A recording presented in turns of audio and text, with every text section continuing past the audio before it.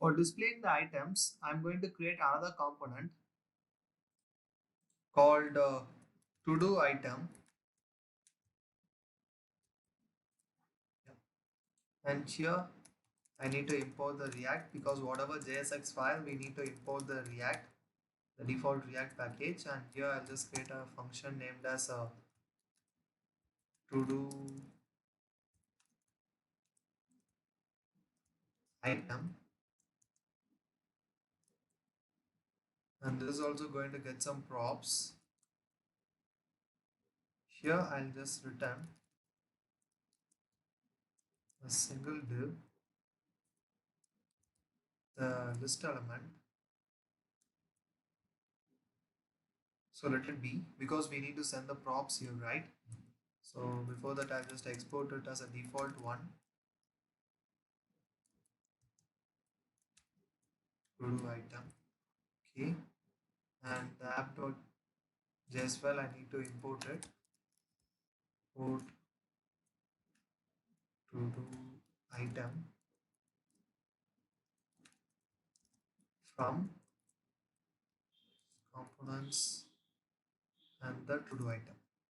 So now instead of mapping the items to the log, I'll just send it to the to do item.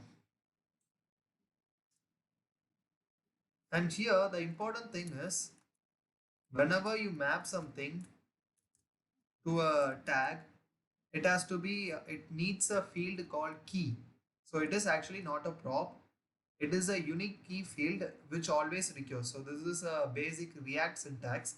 Whenever you map something using the array to a tag, it recurs this unique field called key.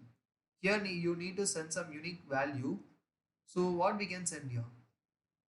For that, it's pretty simple. In the map, we can get access to another argument called index.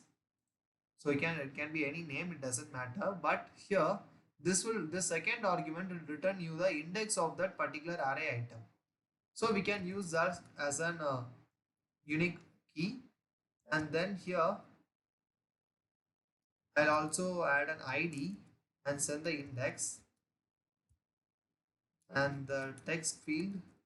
So text as a prop as a item. That's it.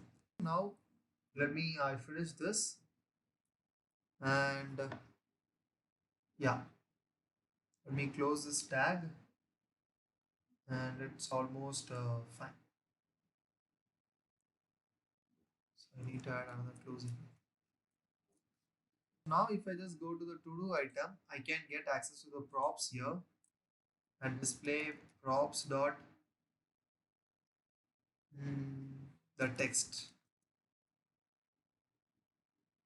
So let me save it and here I'll enclose this items inside a div and inside a UL tag.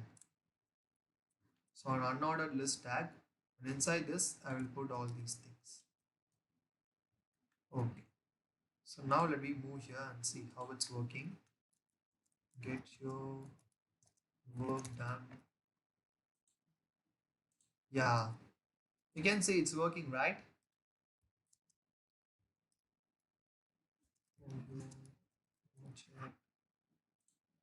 You can see whenever I add an item, it's get adding here. So we almost finished the 90% of work in this to-do list item. The last thing is, suppose if you finished on work, you need to delete that from your list, right? So for that, we need to add another functionality, that is the deleting an item. So whenever you click some item, it has to get removed from this to-do list. For that, we need to add another function in our app. Let me do that in the next lesson.